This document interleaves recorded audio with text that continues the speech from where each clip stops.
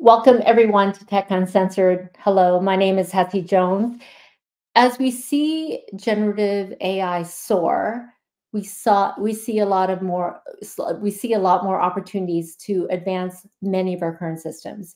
But we're also seeing the soaring risks that are uniquely the result of many of these large language models.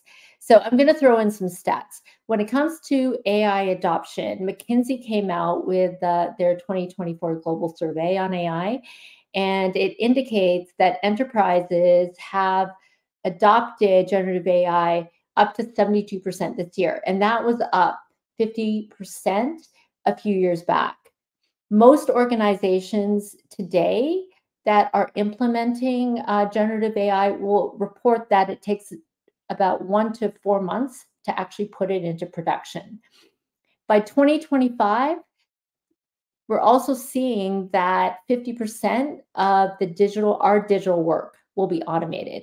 And that translates to about 750 million apps that will be using LLMs by that time. And this is massive. But it's also important to note we're in a very nascent stage, so that while adoption is growing rapidly, we still have our challenges. So despite the bias and despite the fact that there's not real knowledge that are happening in these systems, we're also seeing an accuracy problem. So for example, insurance companies that use LLMs for their real business data are showing a 22% accuracy when they use them. And this drops down to 0 accuracy for any mid to expert level prompts or requests. So this is an interesting one I saw from Gartner the other day. They predict that 30% of generative AI projects will be abandoned after a proof of concept by the end of a proof of concept by 2025. I want to read a quote from Rita Salam, who is the analyst at Gartner. And she said, after last year's hype, executives are impatient to see returns on generative AI investments. Yet organizations are struggling to prove and realize value. So as the scope of initiatives widen, the financial burden of developing and deploying generative AI is increasingly being felt. So what is the cost to actually develop a generative AI model to transform your business? It costs between maybe $5 million to $20 million. So many argue that it's still early day and the effectiveness of these systems will probably happen.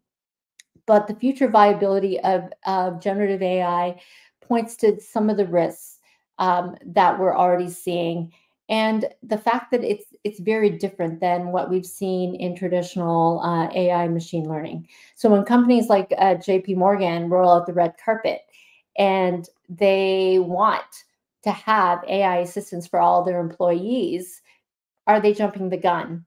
Is it really the right time to actually go all in generative AI? So today, I'm pleased to welcome Dra Lee, who is formerly the head of Privacy and Data Protection Office at TikTok and is currently the CEO of Hydrox AI.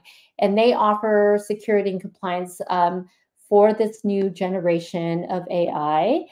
And I'm also pleased to welcome David Danks, who is the professor of data science, philosophy, and policy at the University of California, San Diego. He's also a member of the National AI Advisory Committee and also advisor to Hydrox AI. Thank you both for coming. So today, thank you, David. Sorry about that. I talked over you. We're going to explore this. I guess we call this a paradigm shift because it's happened almost overnight. And anything new that's come out of generative AI ends up being a unique risk. And there's things that haven't even happened yet that we haven't evaluated. So those are new things in the horizon that we have to consider. So we want to discuss things like that as well as the new attack vectors that can be created because of large language models.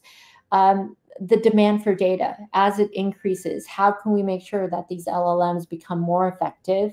And what are the impacts when it comes to confidential information or personal information? And also the safety of every one of us that are going to be using it. So welcome, David and Draw. And what I'm going to do is I'm going to start off our questions and maybe a little bit more from an educational perspective. I'm going to direct this to David, and I'm going to ask, when it comes to generative AI, how does it actually differ from our traditional view of AI and machine learning? Can you define it a little bit?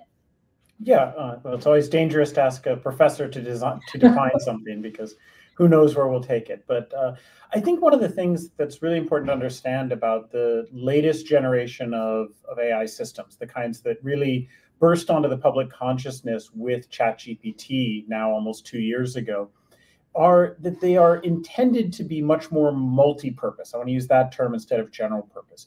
It isn't that they can do absolutely everything. I can't ask ChatGPT to make me an omelet, but I can ask it for a recipe for an omelet.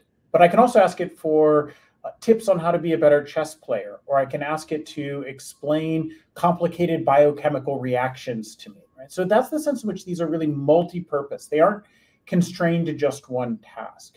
And that stands in a real contrast to the way that we've been doing AI since at least, say, the early 2000s, where the focus very much became, let's find one task and build a system that is optimized for that one task and far exceeds human performance at that one task, whether it's predicting sepsis in intensive care unit patients or doing image classification, as a picture of a dog versus a picture of a cat kinds of things. We've really moved away from that idea that we're going to have a bunch of little AI systems that each do their own specific function, and towards these single systems that are capable of many functions and many purposes. Now, that's one of the big shifts that we've seen. The other big shift that we're seeing with the newest generation of AI systems is in their interface. So it used to be that you would, give a picture and it would tell you cat versus dog. Now we're seeing much more use of what we would call natural language interfaces, prompts. So you get to ask a large language model questions and it will respond to you. Or you can ask an image generation system to give you a picture of an airplane flying through a rainbow-filled sky, and it will be able to do that. So that's another shift in the way that we think about these systems. They're no longer sitting there with that one task, and you put in your input and out pops an output. Instead, it's much more interactive and much more driven by the needs and interests of the user, because they can tailor what is coming out of the generative AI system to their needs and interests. Now, having said all of this, I do want to note that one of the things that's happened over the last 2 years is we're increasingly seeing people move away from using what we might think of as sort of the simple or base version of a generative AI system. We're increasingly seeing people move towards what we often refer to as fine-tuned AI systems, where they're specialized to be able to, while still be language-centered and multi-purpose, they're specialized for a particular domain or for a particular class of problems. Because there does still seem to be a certain amount of generality versus performance trade-off, that if we want to increase performance, we still need to give the system special information. So, I don't want people to think that we're just constantly expanding the scope of what we can do with an AI system, because in practice, we're oftentimes narrowing it back down for this particular use cases we have, especially in the business context. Okay, so within this new environment, are you seeing or are you aware of the risks that continue on from our traditional AI ML perspective? And what are the new things that we're starting to see, especially with the fact that we have these now general models that you talked about fine tuning. So in and of that perspective, what are the risks when it comes to this? Yeah, so, We still have many of the old risks that we've always had with AI systems, or we've had for 20 plus years with AI systems. Generative AI, large language model, foundation models exhibit really impressive performance, but they still get things wrong. Most notably, what sometimes people refer to as hallucinations, but are really just the system making a mistake. It thinks that a particular book exists when no book by that name actually exists, or a particular news story exists when it doesn't actually exist, or most infamously, court cases. The person who used a generative AI system to help write their legal brief and it invented a whole bunch of different court cases. And we call these things hallucinations, but they're really just errors in the way that AI systems have always made errors. It's not anything new in that sense. So we have those kinds of old 20-year-old problems that we're used to thinking about. The systems make mistakes. The systems are hard to interpret. We don't always know why the systems do what they do. But I do think that we're seeing a couple of new classes of risks that are showing up as we are seeing the spread of these generative AI, much more multi-purpose systems. One is the ways in which the accessibility of these systems has actually increased the likelihood that things are going to go wrong. Historically, when we would build AI systems, when I think back to some of the systems I was building a couple of decades ago, we would build systems and then there would be an intensive training process with the user to help them understand, here's how you use it, here's the kinds of things that are good inputs versus bad inputs, and you could really work with them to make sure that it was used appropriately. Now there's a prompt-based interface that anyone can access. And that accessibility has led, in some cases, to people doing things maliciously, trying to break the system or use the system in inappropriate ways. But it's also led to a number of just, accidental errors or accidental maliciousness, we might say, where somebody, because they don't know how to use the system appropriately, they end up using it in problematic ways and creating new risks of disinformation, risks of misunderstandings, and so forth. And I think that's a risk that I do believe we're going to start to overcome. Back in the early days of Google and Alta Vista and search engines, people didn't know how to use them properly. We had to learn how to do it. And so people were finding the wrong information in those early days, and now we're much better at it. So I do think we're going to overcome that risk. But in the short run, we really have a significant new kind of risk that we haven't previously had. Now, the other class of risks that I wanted to make sure to call out that I think is distinctive here comes from the fact that these models, these generative AI systems, are massive. They take an enormous amount of compute power, an enormous amount of data, an enormous amount of processing ability. And so there really are only a few companies in the world that are able to create these kinds of systems. And we all know the names, Anthropic, Meta, OpenAI, and so on, Google. And there really are just a small number of these models. They're being trained on largely a lot of the same data because they're all scraping as much data as they can off of the web. And so as a result, we're seeing a kind of convergence of some of these generative AI systems towards all being kind of similar. And what this raises is a risk of what is sometimes referred to as algorithmic monoculture. The risk is if everybody's using exactly the same system, then any shortcoming or failure in that system is going to have very widespread effects. Now, monocultures, this is terminology that comes from agriculture, but monocultures are not intrinsically bad. Most of the servers on the internet are running all largely the same kinds of code, and we think that's turning out to be okay. But it's okay because we put a lot of energy and effort into safety and security. And we aren't yet seeing the same level of focus on safety and security sort of from a monoculture risk perspective when it comes to generative AI systems. So I think we are seeing some new risks that we're going to have to really think carefully about. Okay. I think at one point when I do speak to Draw about this, I want to talk about like the algorithm. I think trying to protect the algorithms themselves, and what does that mean? Okay, so David, when it comes to these new levels of risk, what about the amount of confidential or private information that's being scraped? and being input into these LLMs, not to mention the people that actually within their prompts may add their own, let's say, personal information. What are the implications to that when it comes to the development of these models?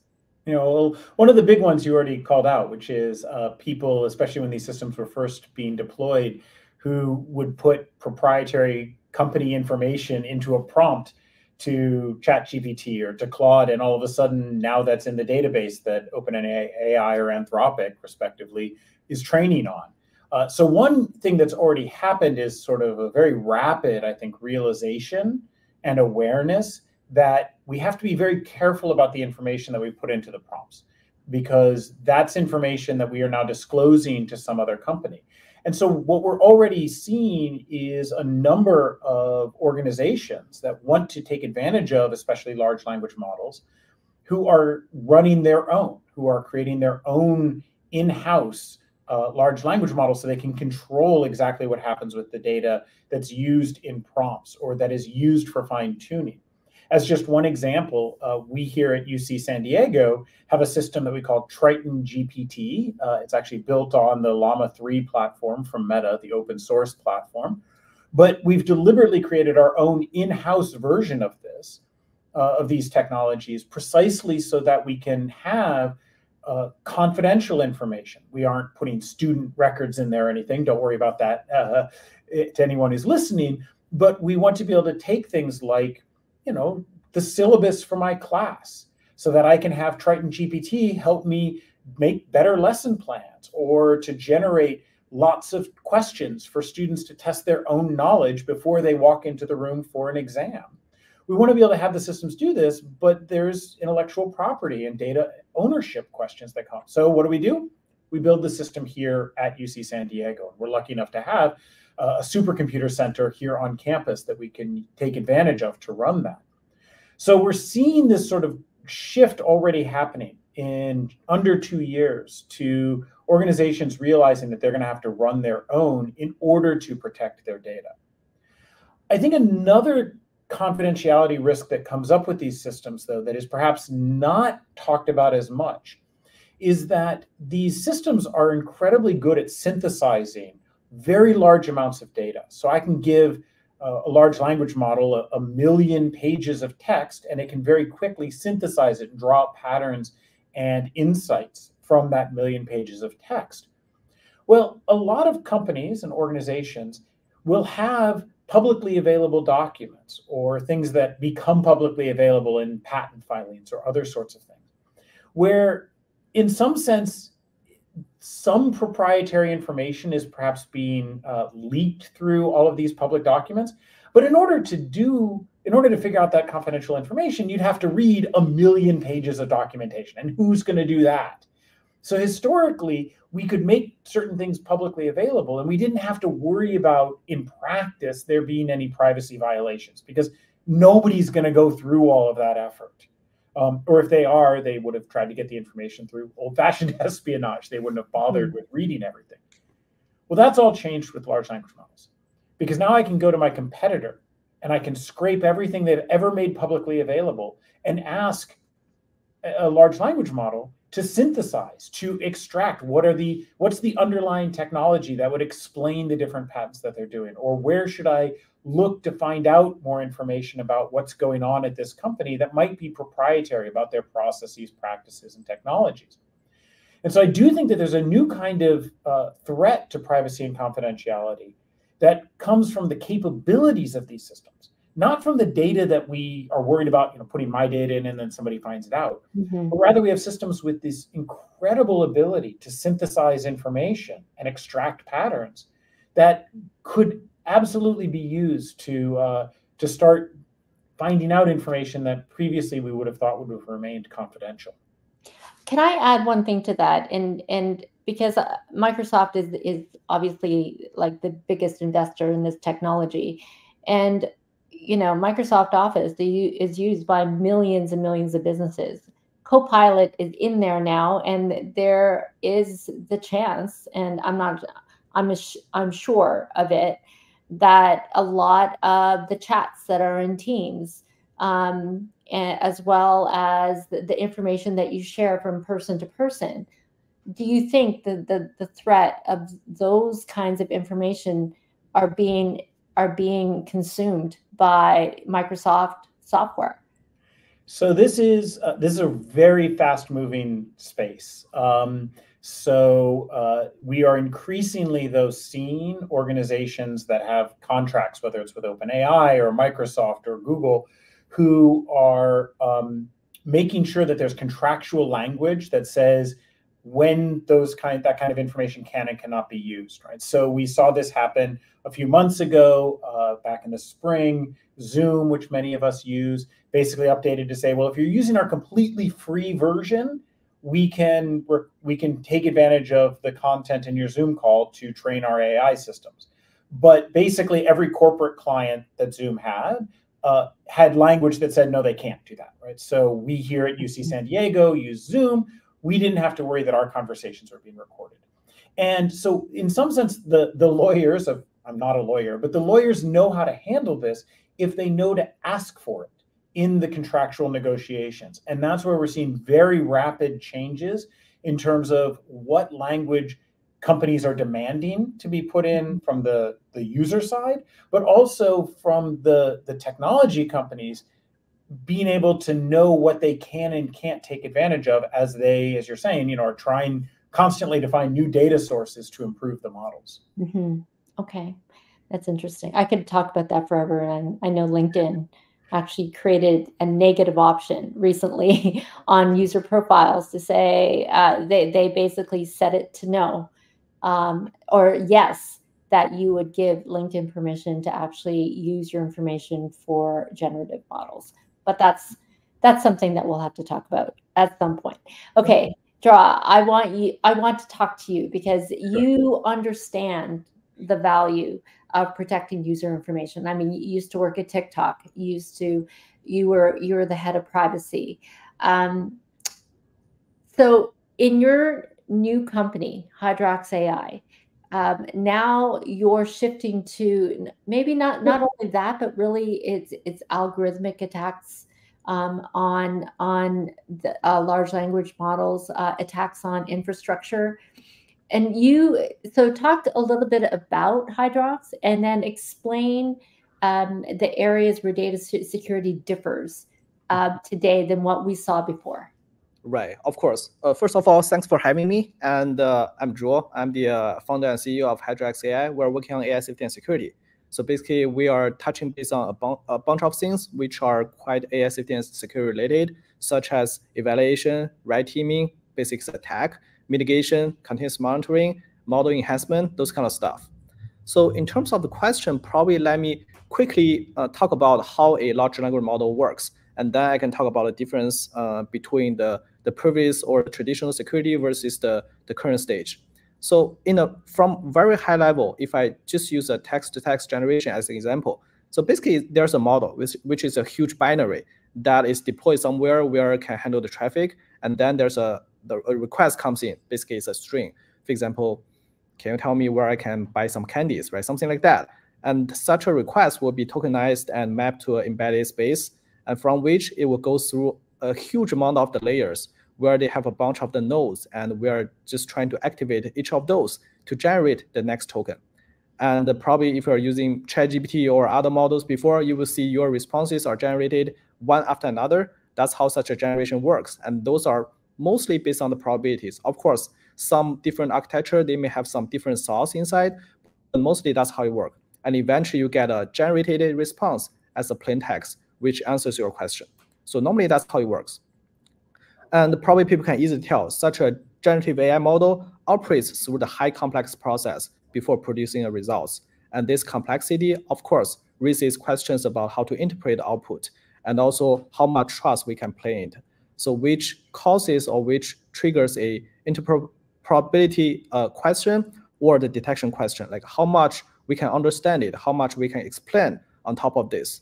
So normally, let's still using a text-to-text generation as example, because image, code, and the multimodality is kind of different. So we can make it a little bit simplified. So from there, normally when people get a response, they barely understand how that generates.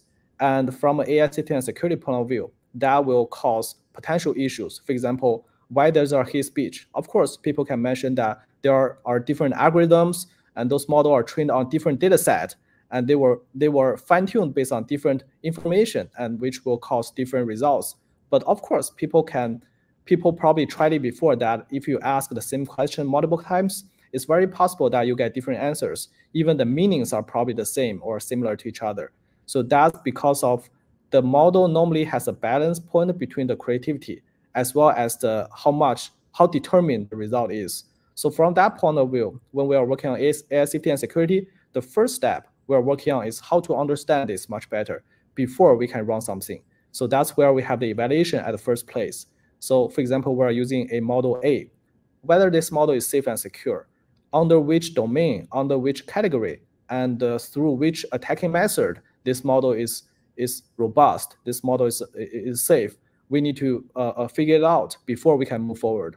So the first thing is such a transparent understanding is kind of missing, or there's no such a benchmark or standardized stuff where everyone can trust or agree upon in place where people can leverage. So that's the first difference compared with the traditional security space, which are pretty well known and aligned. And that also brings up the second difference, which is the how much we can control it. So from the traditional systems, and we can easily compare like front-end, back-end, database, rational database, NoSQL database, but comparing with the nowadays, that's a giant binary. And behind which it could be like a vector database, it could be RAG, it could be other things. Those are relatively new stuff versus the previous technology or architecture. So from which it's not very guaranteed that we have the full control. So for example, if we're using vector database or RAG, there's a X amount of the data, X amount of the responses returned, and probably we rank them based on some logic, and we pick the top X alongside the prompt that we received and throw that to the model, and model will give us some response. So from which, apologies. Yeah, no problem. So from which we don't yet have such a, for example, upstream and downstream protection or detection and protection at this moment. And also from the model side, we don't have enough guardrails based on the understanding that we have in place. And also for those kind of the model-specific data storage, for example, vector database and the RAG that I mentioned, we don't have the full control yet. So that also causes the difference versus the previous version of the traditional security. So basically, understanding, interpretability, as well as the control are the things that we don't have very mature stuff in place, which we're actively working on at this moment. It almost seems like we have this game of whack-a-mole right now, and your like the services that you are putting in place are still learning to figure out like the veracity of each of these things.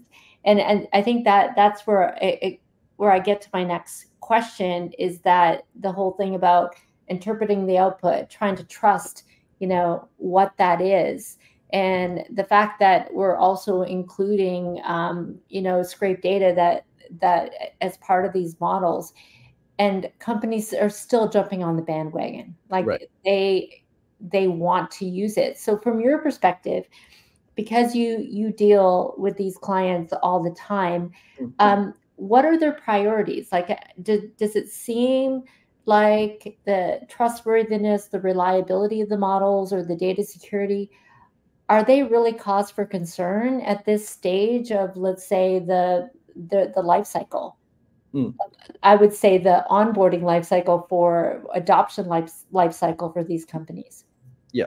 So from my point of view, and of course, David, feel free to chime in, that from my point of view and based on the observation and the experience in the past 1 year-ish that we're working with the customers, as well as we're talking with different people, I think for any product, the usefulness is the number one important thing. So if there's a product which is not useful at all, and there's no one is using that, probably people don't talk much about security and safety. But there are some overlaps. It's not like you have to be like 100% useful before you start to think about safety and security, but that has to bring the value on the table that people have adopted it to some extent, and then people start to feel like, okay, I'm gonna use this for the long term, and I need to make sure that safety and security issues are not there, and then I'm going to use it in a more confident way, right? So from that point of view, I think all the customers, they are embracing this, but at the same time, they do have concerns that I'm using something like a black box, or even it's like a white box model that I download. I don't know much about that, or I don't have the full control or understanding of it. So they are trying to find a balance point. Like at the same time, I want to adopt this more and trying to bring value to my business or my team. But at the same time, they want to make sure, or at least minimize or mitigate those all the unknown issues at the same time. And there are many companies, I think, they are talking about this when they are using the models. And of course, there are open source models, closed models, and also there's a service which is empowered by the models that people can use directly. So from those point of view, I think people are treating those slightly differently. There are so many different reasons. For example, if you are using a service, you just plug and play. And the thing you need to understand is whether or not this service, as well as the model behind which empower this service, is secure, safe and secure. So that's where the evaluation is very important before people jump on and adopt it. But when we're talking about a closed model, for example, ChatGPT, Cloud 3.5, it's also a service, but it's empowered by a company.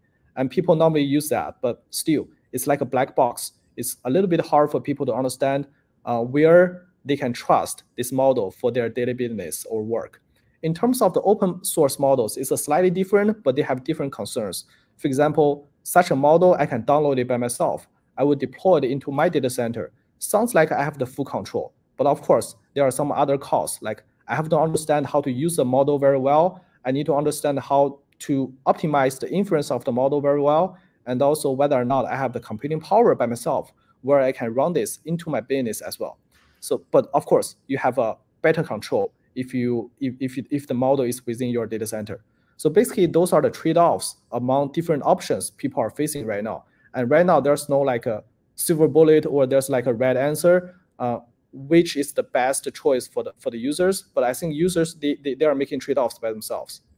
And also at the same time, the guidance or a very broadly enforced regulation is not in place yet. Of course, there are so many people are working really hard into this topic and trying to make it delivered and onboard as early as possible. I think David is working very actively in this space, did a lot of fantastic job. But comparing with some like a super mature regulation or guidance or even best practices, it's still new. The whole space is only like 2 years old.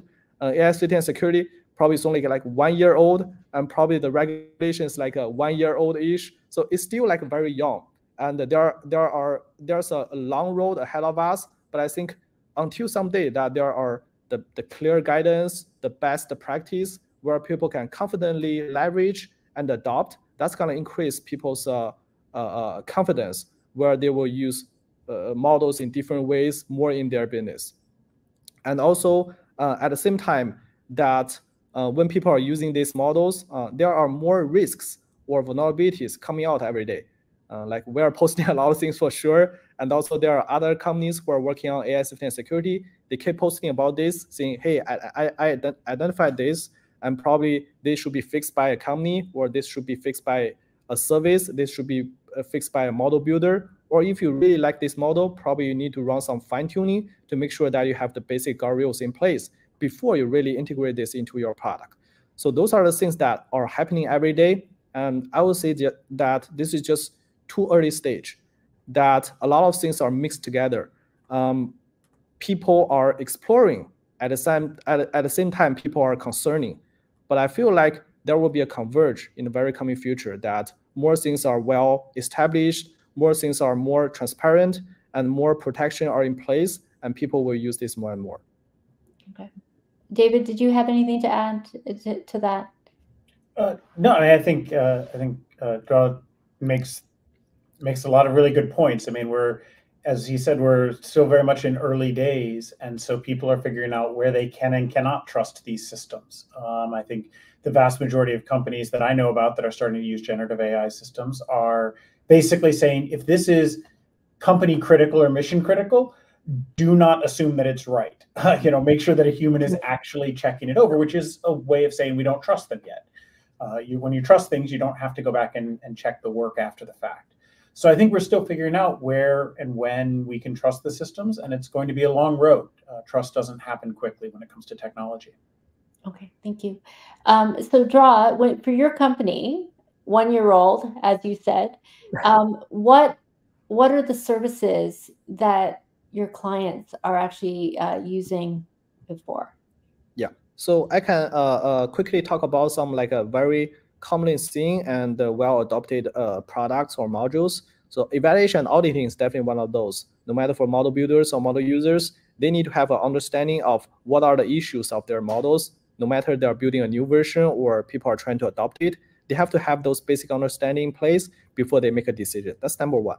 Number two is like after you have a model deployed, of course, we need to have the continuous monitoring in place, because it's not like just one-off job. Your model is going to serve a bunch of the traffic online on the fly in terms of the inference and a bunch of other things. So we cannot always say that, okay, we evaluate this model and I think this model is 100% secure and safe. We have to have some like online detection and response in place where we can guarantee that something new or something like a new attack or some bad traffic comes in, we have the awareness. And the third one I want to mention is the red teaming. So red teaming is like not a new term. I mean, I think this was originated from Soviet. Red teaming in translation is called blue team or whatever. It's the opposite way. Basically, red teaming is about attacking. Blue teaming is about defense or protection. There are two types of the risk I want to mention here. Then I will talk about red teaming. Number one is the embedded or by default issues. For example, there's a model. I don't do anything wrong. I just normally talk with the model, but the model will give me something bad or something inappropriate. So that's the by default issues. But also probably the model by itself is okay. But if I do some tricks or if I attack by myself in an aggressive way, the model will start to behave differently. And those will cause some like inappropriate image generated or start to give me some wrong information or give me some like a sensitive data. Those are possible. So those are the things we're talking about as attacks, and that is categorized under the red teaming domain. So for red teaming, we're doing two types of the red teaming at the same time. Number one is for the generic attacking. Number two is for the domain-specific attackings. Those are relevant, but also slightly different. So for example, there's a very generic model, like whatever the model A, and we're attacking it. So we're trying to bypass their guardrails. So there must be some guardrails in place. We're trying to bypass those guardrails, like jailbreak, prompt injection, R prompt, GPT fast, tab pair, those kind of the attacking method. And for example, if we can attack such a model successfully, we are able to gain some benefits or cause some damage to the model. For example, there are some sensitive information of someone's social security number, someone's physical address, email address, or something. If those are part of the training data, there's a good chance that we can distill those information out. That causes the data breach. And also, for example, the model doesn't let me generate some inappropriate pictures. But if I can bypass the guardrails, they will generate some like definitely inappropriate images or something that will cause misinformation, especially for the election period. And for the domain-specific ones, they are quite relevant to the generic ones, but they are slightly different because they focus on different things. So I can use healthcare as one example. So healthcare is one of the domains which has embraced the generative AI adoption pretty well, I would say. They are using generative AI for note-taking, image recognition for some diseases, automated diagnoses. So for example, there are limited amount of the very good doctors, but probably they want to scale their capabilities up. So for the very basic diagnoses, if there are enough information, so probably they can let the model to make a decision and tell people why I think in this way, and also give them some like medicines. But at the same time, when those are trained or fine-tuned or integrated with the large language model, there's a very good chance that this model is being messed up. So the patient or doctors will get some wrong data, and that will cause the big issue of mistreat the patient. At the same time, every hospital, I think they have some patient information or their secret sources or their like past experiences, they put those into their data center or probably originally in a doc format. And of course, when they are using the large language model, they integrate those information into the model. And if those data are leaked or if those data are distilled by us, and that will cause the big damage. So at the same time, when we're doing the red teaming, we're trying to focus on not only the generic use cases, but also working with a couple of the, at the very beginning, a couple of the domain-specific ones, trying to focus on the things they care about, and they have been using generative AI to help with, and we're trying to attack those to cause issues and identify the vulnerabilities for them to know. And after that, we will help them to mitigate those issues. Okay. That's very interesting. And you mentioned the two sectors, healthcare and finance, highly regulated. And you would think that because of the sensitivity of the information from those sectors, that they actually would be laggards when it comes to adoption, and yet they're already testing it. Exactly. Okay, so I have two more questions. I want you both to answer the next one, because we know a lot of the large language models have scraped pretty much all of the internet, and there has been speculation out there that the world is running out of data, which is fantastically false. I would say at one point I thought we will continue to make data no matter what, but there is an argument for that. And I want to ask your opinion about the use of synthetic data to augment what we have in order to actually create more effective models. So let's start with David. Sorry, let's start with Draw. Oh, sorry. David. Either way works, but I can speak first. Sure. First of all, I think the statement is partially correct that we're running out of data of the world.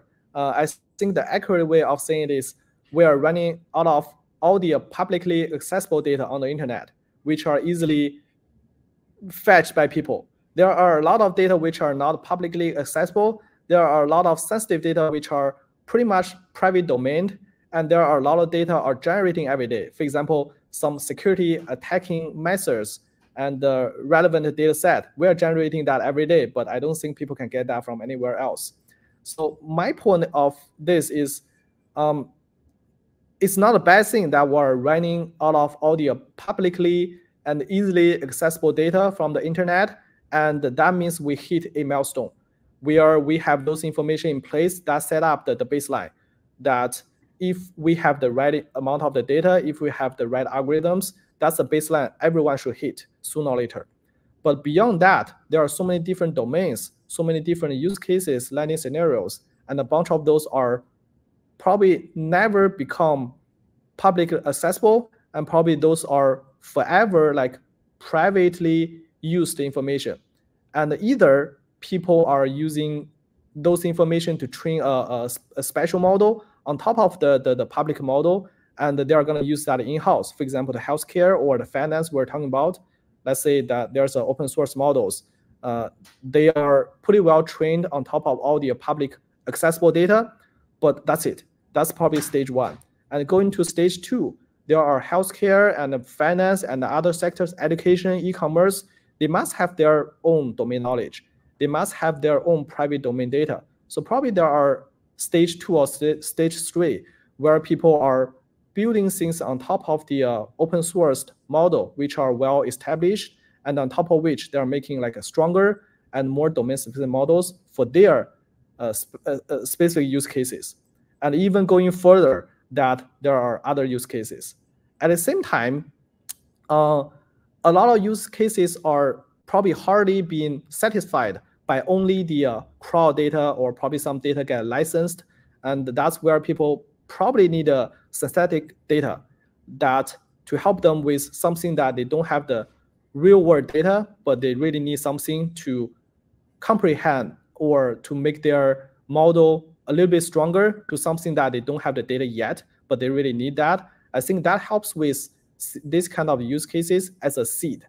But for the long term, I think it's going to be a mixed use case, that synthetic data, domain data, private data, for different use cases, people combine those together to train a model or fine-tune a model to work for a more advanced space in the coming future. Yeah, it'll be interesting to see whether or not that combination is actually going to lead to efficacy. David, what are your thoughts on this one? Yeah, I mean, I agree that to the extent that we can talk about the end of data, it's the end of really easily accessible data that can be done by scraping, and you just need a big repository for it. Yep. There's lots of data sources that we aren't really using, and even if we just restrict our attention to the easily accessible data, I think there's pretty good arguments to be made that we are not extracting all the information out of those data. Yep. So there's a lot of work that could be done there. But I wanted to talk specifically about the synthetic data point, because I think that this is where a lot of people want to turn. And I think what's important to realize about synthetic data is it's incredibly useful and powerful when you have pretty good models to generate the synthetic data from, right? And you don't have to know everything that's going on in your system, the thing that you're trying to create synthetic data about. You don't have to know everything about it, but you have to know some things, right?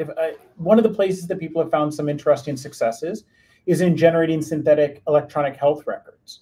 So being able to generate data that look like a patient, even though they don't correspond to any actual patient. So you don't have to worry about things like HIPAA here in the United States, the health privacy law. So, but that's a case where we know a lot, right? We know that nobody is 15 feet tall. We know that nobody is 300 years old. We know that, you typically don't have negative blood pressure, right? We know a lot of things that can constrain what kind of synthetic data we generate. Where I think we run into trouble is when people start talking about synthetic data for things like science or research, where the whole point is we don't know how the world works. That's why we're needing to do the science. That's why we need to go and collect the data. And in those cases, I think synthetic data can be very seductive because it looks really easy. It's a lot easier to generate data on my machine here in my office rather than having to go out into the world and collect it. But I think it's very likely to lead us down dead ends or otherwise lead to a kind of negative feedback loop that ultimately results in the model learning to tell whatever the model generated as the data, right? So you get a sort of problematic feedback loop where ultimately the value of the model just collapses because you're not getting anything new from it. All it's doing is learning to repeat what we already told it to repeat.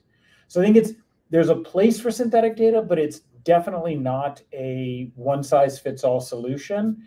And there are going to be a lot of problems where it's just not going to be the appropriate thing for us to do. Okay.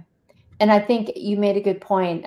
Research shouldn't be using synthetic data, especially when you're developing hypotheses. Maybe we're talking areas where standards have already been developed, and it's literally just creating a data set out of the things that we already know, right? Yeah. Okay. So one last question. This is a very exciting conversation, and I could be here with you guys forever. So David, let's talk about regulation. And we know that right now, regulation is actually trying to catch up, where it was always falling behind when it came to innovation. We're seeing things like the EU AI Act, which came out in August, the Biden-Harris executive order. Even in Canada, if you're aware of the ADA, the Artificial Intelligence Data Act, and even SBOMs. Are we, like, all of this is starting to come to the forefront. And I think government is trying to catch up with understanding what are the potential harms that LLMs can cause. So from your perspective, have we come to this inflection point where we'll now be able to see a lot more standards and regulations in lockstep with the kinds of outcomes that come from these LLMs? Yeah, I think, as you said, we're seeing the very rapid emergence of a number of what I would call governance mechanisms, right? Regulation is one, but there are many others, voluntary standards, the kinds of safety and security testing that Hydrox AI does and other companies are starting to do. Can we develop a sort of agreed upon best practices? It's the sort of thing that we see, for example, in cybersecurity all the time, is a lot of best practices. Rather than hard regulation in the law, because the law changes much more slowly than technology does. So we are seeing the emergence of these governance mechanisms, some of them coming from industry, some coming from government, some coming from academia and civil society. I don't know if I'd say we're at an inflection point yet, because I think we're still figuring out, as you said, what all of the risks are. We know a number of the new risks that arise because of large language models and other generative AI systems.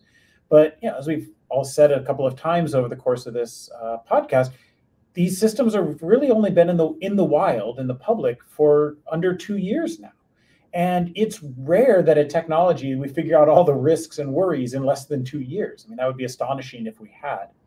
So I think what we're really moving towards in a lot of places is a kind of iterative loop where we're trying new governance mechanisms. We're seeing which ones industry is able to quickly adopt and implement. Then we can look and see, does this seem to be helping? And to the extent that it's not helping, let's go back and revisit. Let's update our best practices. Let's say, perhaps decide this is one of these cases where we just are going to need regulation because industry is not going to do it on their own. So the state has to step in and enforce it. So I think we're entering the creative, innovative, iterative phase of governance and regulation right now. And on the one hand, that's very exciting because it means that there's a lot of possibilities. It means that folks like me at a university can actually influence what's happening at large companies because it isn't just the province of the lawyers and the politicians right now. At the same time, it's kind of a terrifying phase to be in because we know we're going to make some mistakes. We know we're going to miss some risks. And moreover, it's happening on a global scale. So we're right now seeing radically different governance ideas, regulatory ideas show up in the US versus the EU. You mentioned the EU AI Act. Here in the US, we have nothing like an AI Act, and I'm pessimistic that we would have one. So we're doing what we call sector-specific regulation, whereas in Europe, they're doing much more sector general regulation. We have China that is taking a completely different approach from the US or the EU in terms of how they are regulating and governing AI technologies in their borders.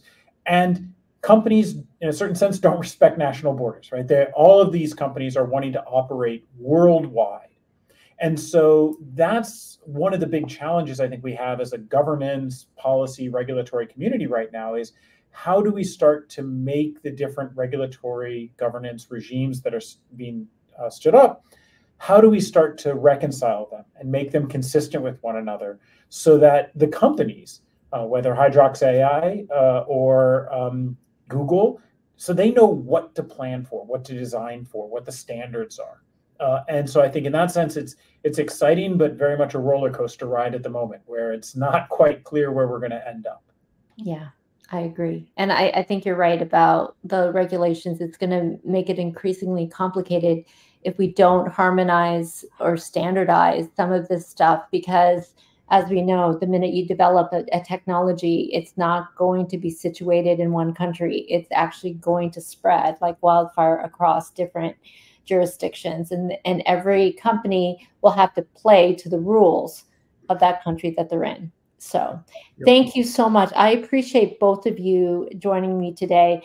I love the fact that we're in the midst of change, but like, as you said, it's scary because we don't know how it's going to play out. But it's creating opportunities like Hydrox AI to be able to figure out how to actually create a system that's going to be here forever, but it has to be effective. So what are the services that it needs in order to ensure that that happens? So thank you, Draw and David, for actually telling us a little bit more about Hydrox AI and also what are the implications in the next couple of years as these large language models actually develop. So for our audience, if you have topics you want us to explore, please email us at communications@altitudeaccelerator.ca. Tech Uncensored, it's powered and produced by Altitude Accelerator. You can find us on Spotify and wherever you get your podcasts. So until next time, everyone, have fun and stay safe.